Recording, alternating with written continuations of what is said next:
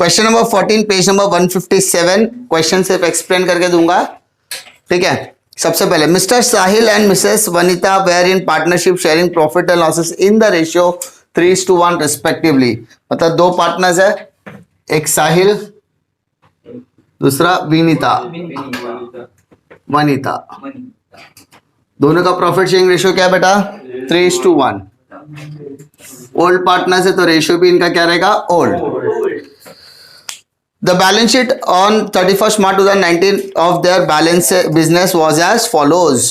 Balance sheet as on 31st March 2019. Capital दिया, सेंट्रीगेटर, general reserve. तो बेटा जो जनरल रिजर्व है वो दोनों पार्टनर्स में डिवाइड होने वाला है ओल्ड रेशियो में। Simple. Building stock, debtor, cash, cash account बनेगा। Dinesh is admitted as a partner in the firm on the following terms. He shall bring 1/4 share in the future profit of the firm. मैंने उसको future में कितना हिस्सा चाहिए? 1/4। तो दिनेश का हिस्सा, दिनेश शेयर 1/4। तो सबसे पहले आप लोग क्या निकालो? Balance of 1, balance of 1। तो 1 - 1/4 तो बेटा आएगा 3/4। अब आप लोग क्या निकालो? New ratio, old ratio multiplied by balance of 1। तो सबसे पहले हमारा साहिल का ओल्ड रेशियो 3/4 इंटू 3/4। 3 3 = 9, 9 4 4 = 16। उसके बाद वनिता का 1/4 इंटू 3/4। 3 1 = 3, 16। और लास्ट दिनेश का 1/4 तो इसका भी सेम आएगा 3/4। 3 1 = 3, 4 4 = 16। तो इसका नया रेशियो बेटा आ जाएगा 9:3:3। चेक करो सेक्रीफाइस रेशियो क्वेश्चन में दिया है क्या? नहीं, निकालना पड़ेगा। तो सेक्रीफाइस रेशियो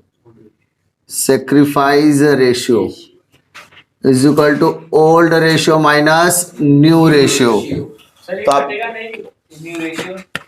कटेगा तो काट सकते हैं लेकिन रहने दो, ठीक है। वही 3 1 = 3 1 = 3। तो वो क्या है, अगर काटेगा तो क्या बचेगा? 3:1:1 ये आएगा ना। तो बात वही हो गया, ठीक है। अब यहाँ पर साहिल का ओल्ड रेशियो, साहिल और वनिता 3/4 1/4 माइनस 3 1 1 तो 3/5 1/5 है ना। क्रॉस मल्टीप्लाइड 5 3 = 15, 4 3 = 12, 20 तो 3/20 आ गया। 5 1 = 4 1 तो 1/20। तो यानी सेक्रीफाइस रेशियो आपका आ गया 3:1। कोई तकलीफ?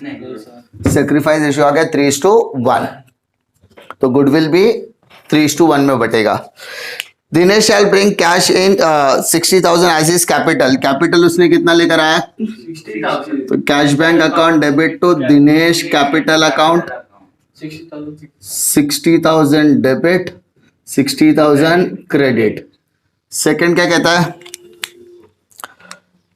And 30,000 as a share of goodwill. तो गुडविल के लिए entry cash bank account debit to goodwill account and second goodwill account debit to old partners. Old partners मतलब साहिल और वनिता। कोई तकलीफ? साहिल्स कैपिटल अकाउंट और वनितास कैपिटल अकाउंट। अब अमाउंट डिवाइड करने के लिए अमाउंट कितना दिया है? गुडविल का 30,000। तो 30,000 डिवाइड करेंगे सेक्रीफाइस रेशियो में।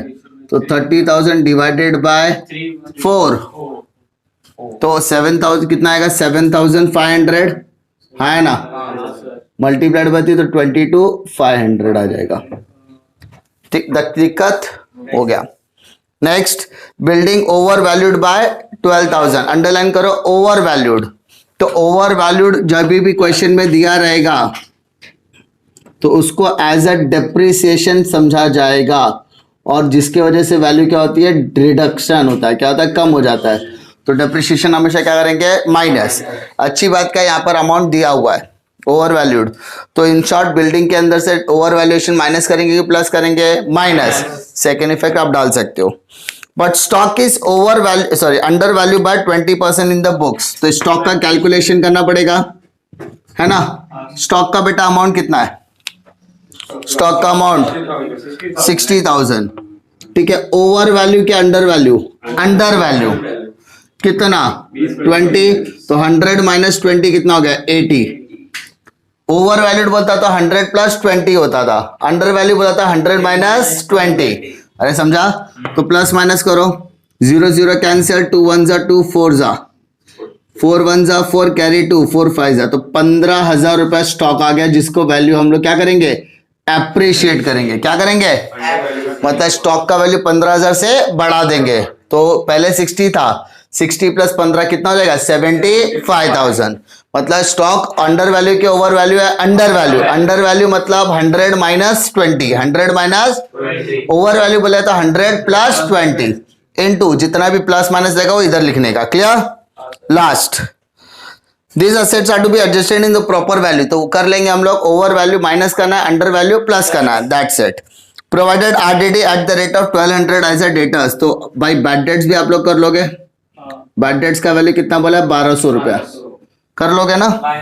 और कुछ करने का है, बाकी का टैली वगैरह का पार्ट आपके लिए आसान है। क्लियर, तो ये सब आप लोग के लिए होमवर्क रहेगा।